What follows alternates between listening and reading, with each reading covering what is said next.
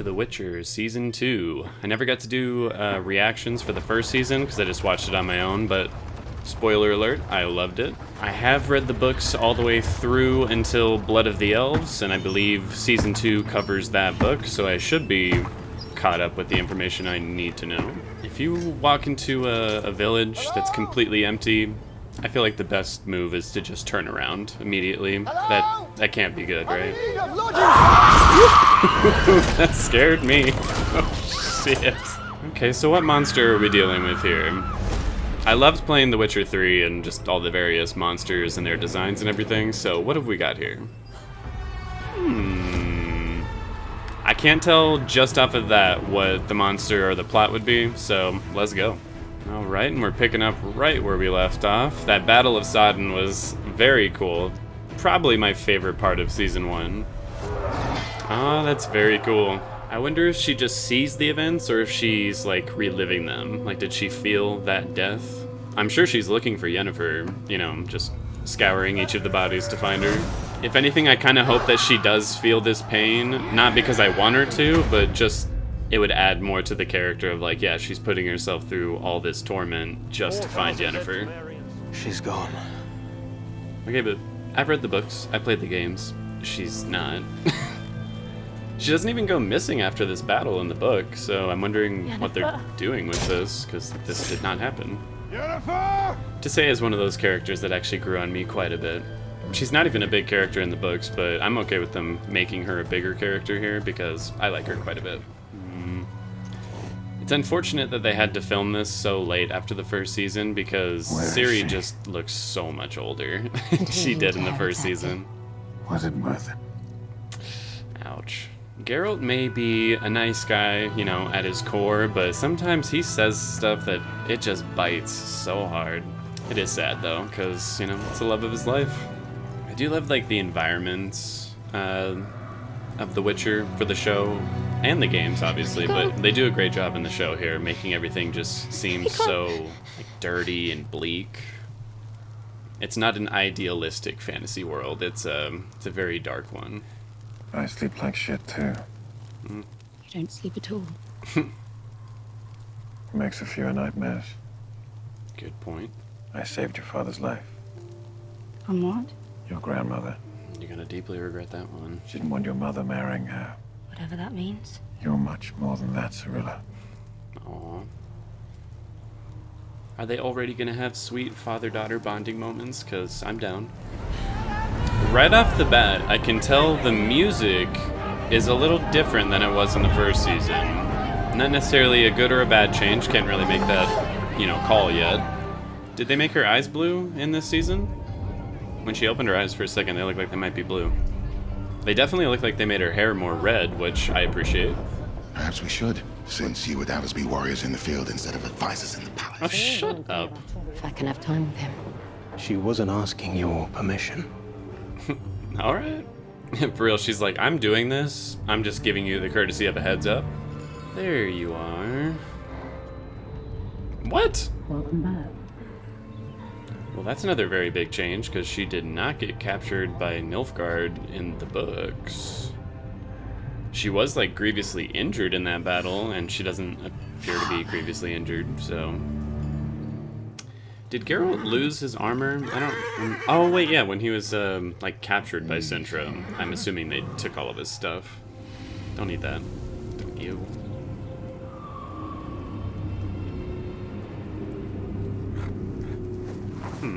We should keep moving. Oh, it's this place. Oh, I like how they kind of set it up in the beginning so that when you see that image right there now, you're like, oh, don't go there. You know, avoid this place. I love that. In most TV shows and movies, they find the abandoned town and he'd be like, wait here, and, you know, he goes in and explores. In this case, he's like, yeah, we're just not gonna go there. We'll go somewhere else. Well, this place looks nice. Alright then. Oh, what the fuck? Oh, I know this story. Evelyn. And coming out of the cold, Witcher. I'll tell you everything. Oh, what the fuck? Has he told you how we first met? No. He's not especially chatty. No. I'd like to hear And tells my father I was the one that killed it. Got paid either way. Nonsense. Yeah. He's a big softy. For real, he pretends like he's such an asshole, but he's such a nice guy. Like, he is an asshole, but, you know, I saw my what he father proud of does me. is always good. After that, Or, well, most get of the off and time. I became friends. Now, how book accurate are we going with this story? Because if it's book accurate, I was a homeless young twat. Cursed me to live like this. Forever.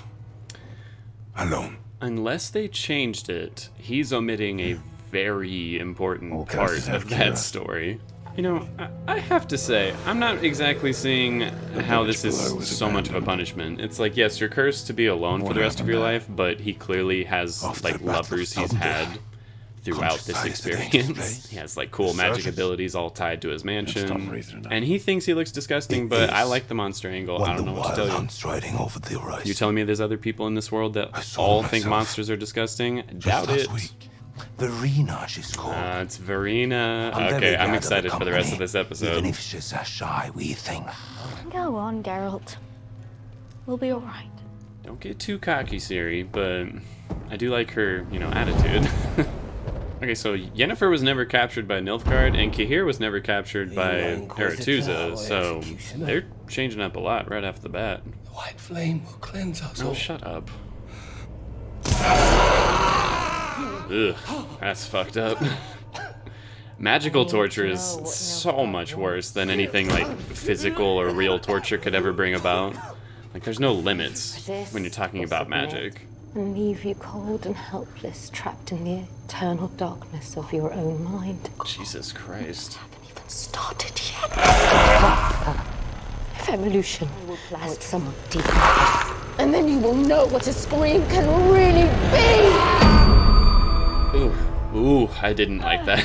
That physically made me sick. My palms are sweating. This the best you That can was conjure up. fucked up. Like, he kind of deserves it, but The battle must have holy really taken shit. us out. At least conjure me up some decent food before we get to Shitguard. I hope Yennefer's not going to be, This is what you like, do to keep captive for yourself too much of entertained. this season. I just love her so sane, much. I want to see her, yes. you know, do some shit. For both, when I need her to be quiet, stubborn and sullen, I need her to talk. Welcome to parenthood, Geralt. It's what eats you alive. Loneliness.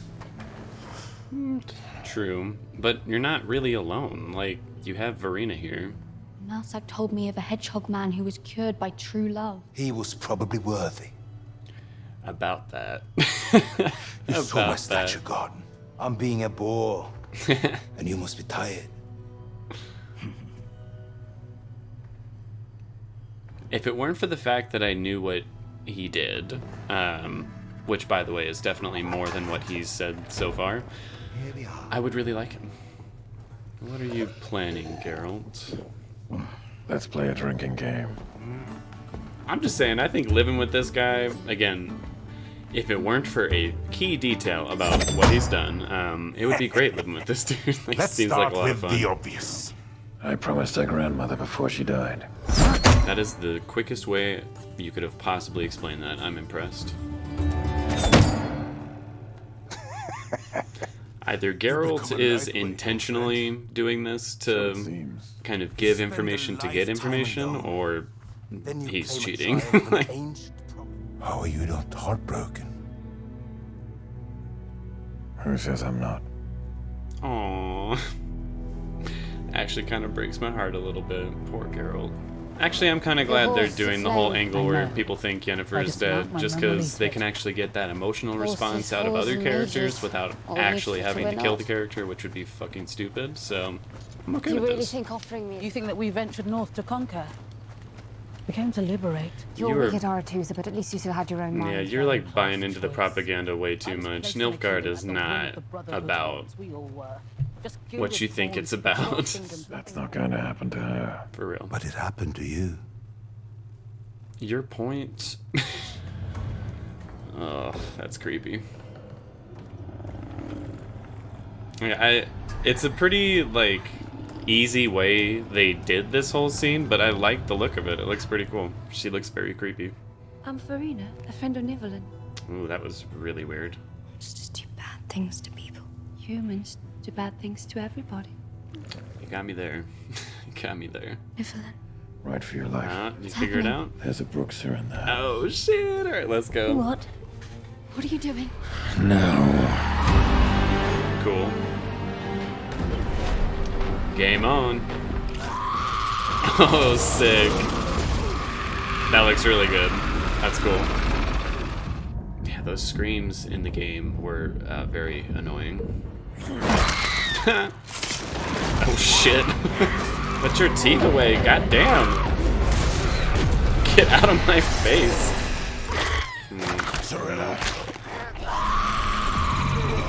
After that time. Siri, go. Time to go. Nice.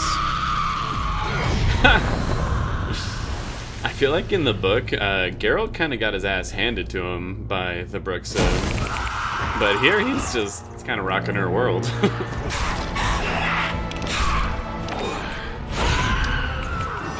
Gotcha. I might be remembering it wrong, but that reminds me of one of the trailers for the Witcher 3 game. Thriller. Hey, right out of the book. Minus the Siri part. Is she gonna do the thing that she did in the book too? Oh, I think she is. Oh, that's so creepy.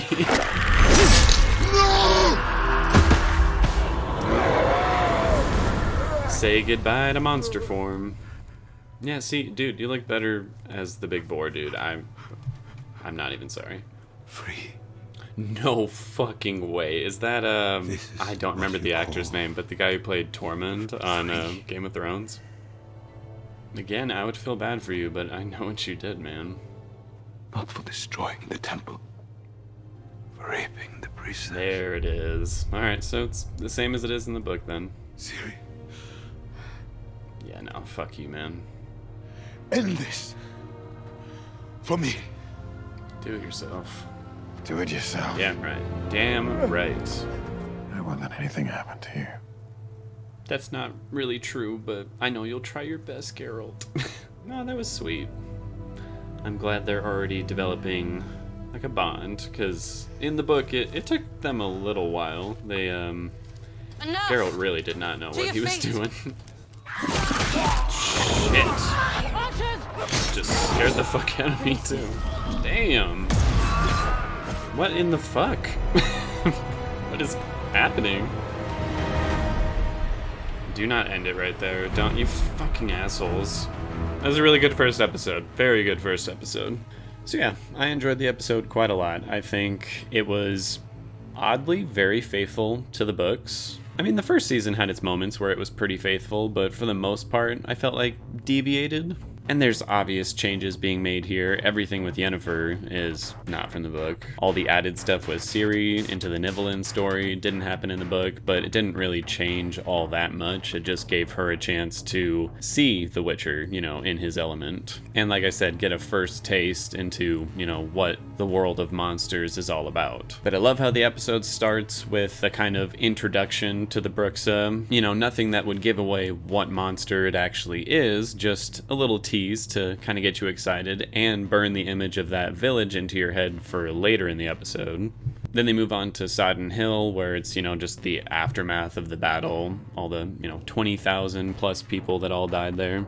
And even though it's a big change, I actually liked seeing Geralt's reaction to Yennefer's, you know, death. Just because he's so calloused about it towards Tissaia, he's like, you know, was it worth it?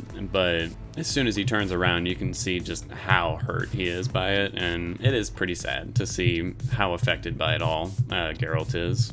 During a couple of times during the episode, there are scenes with just Geralt and Ciri, you know, talking and getting to know one another. And even though there's a little bit of tension so far, you know, she doesn't, you know, fully trust him just yet.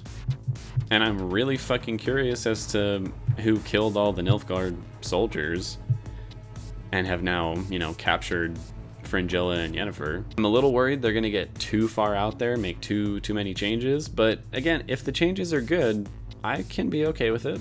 Because to be totally honest, everything having to do with Niflheim was completely unsurprising to me.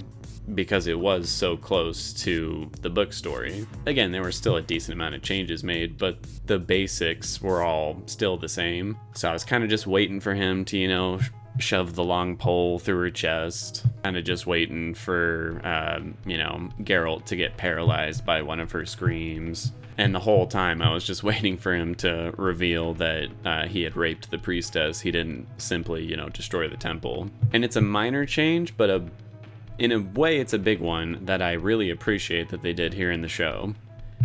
Because in the book, they kind of almost make you sympathize with him a little bit. They're like, oh, he was talked into doing it by, like, the other people he was with. Like, yeah, it was a bad decision, but he wouldn't have made it on his own. He was kind of, like, coerced into doing it.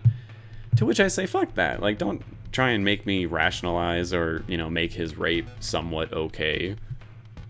Which I'm not saying the book does, but by having that little detail in there, I think it kind of sends the wrong message. And here, they didn't put that in at all. He was like, I raped the priestess, and that's it. Which I think is all you need. Like, that's really all there needs to be said about that situation. It was a great moment in the episode, but holy shit, it gave me the heebie-jeebies when Tissaia is, you know, interrogating Cahir. Because it wasn't even so much like, oh, she's physically, like, you know, like, fucking up with his brain.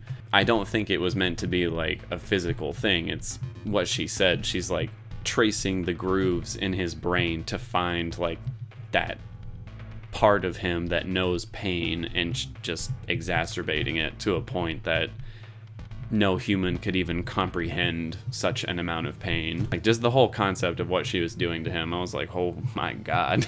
It was very, very brutal. So yeah, story-wise, they followed the books, I'd say like 50-50 in this episode. Like, a good chunk of it was all about Nibelheim, and that was pretty damn similar to the book, with the exception of adding Ciri into it. But everything going on with Cahir, with Yennefer, Fringilla, Seiya, like, that is all definitely added for the show. That being said, if they decide to just, you know, go apeshit on the changes, as long as they're good changes, I'm okay with that. But let's jump into the technicals. I changed this up a lot, so writing. The character motivations in this episode, for the most part, I think were all very, very good. You know, Ciri followed the Witcher's advice to a degree. She still doesn't 100% trust him. I bought all of that. I thought it was pretty real. Nibelheim choosing to hide Verena because he knows the Witcher's gonna try and kill her, I thought was, you know, again, good character motivation. It was well written. As for plot progression in this episode, there wasn't a whole lot. Like, for Ciri and Geralt, it was definitely a character episode, just building their relationship of the two of them up.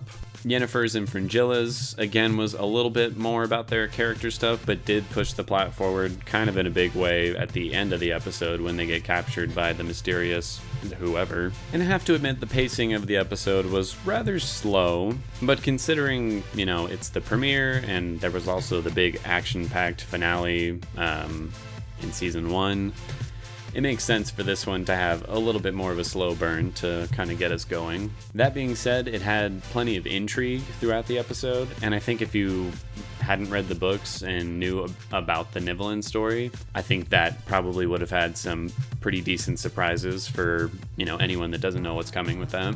So I'll give the writing in this episode an 8 out of 10. Editing in this episode I thought was very good. Everything flowed, the action was edited very well. There wasn't an exceptional amount of, like, creativity in the way everything was edited, but it was very competent and, you know, served its purpose. There is, however, one edit in the episode where it cuts from Geralt looking at the footprints in the snow to then him having a drink with Nibelheim. And the way it cuts from each one, it almost feels like a flashback. Like, it took me maybe 10-15 seconds to realize, oh wait, this is after what just happened. Might have just been a me thing, but I think if they had edited that a slightly different way, I would not have had that confusion. So another 8 out of 10.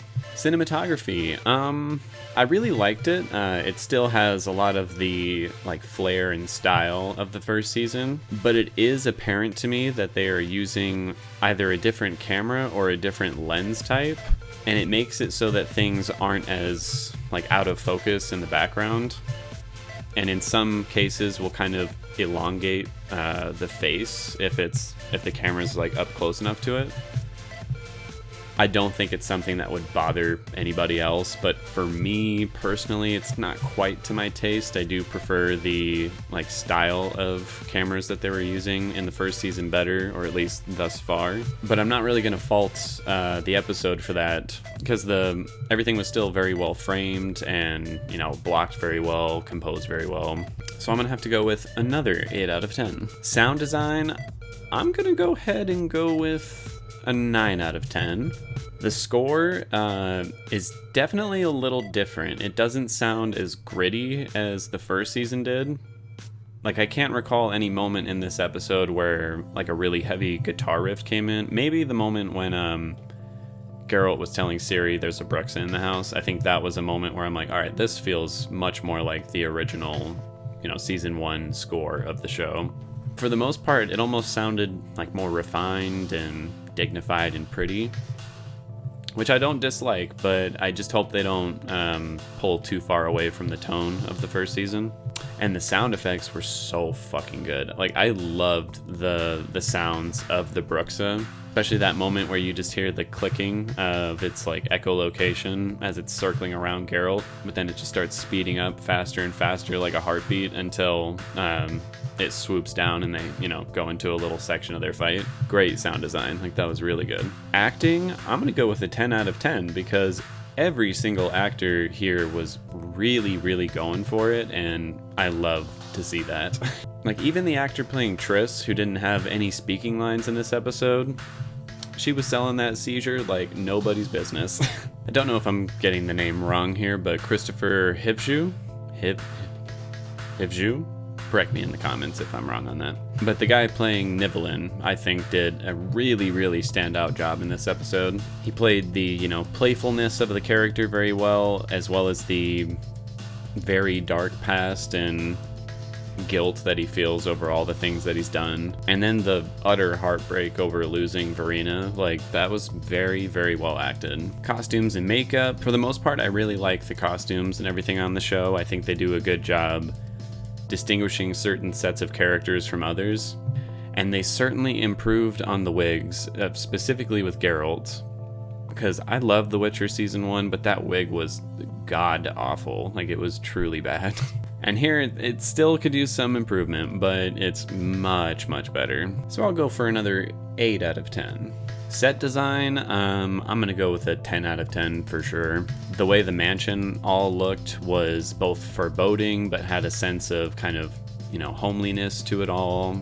The courtyard that the big final battle went down in was amazing. Like, just aesthetically, it all looked so good. The way they designed Aretuza, or even the on-location stuff in the forest, like, they do a great job with the sets and locations on the show.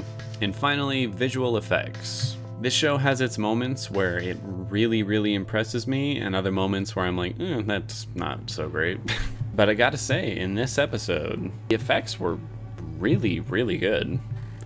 I think there were 2 or 3 moments that caught my eye in terms of, oh, that looks a little weird. That's not, 100% perfect. But I'm going to have to still go for a 10 out of 10 on this one, just because the effects that they did on the Bruxa and Nivellen in particular looked so good.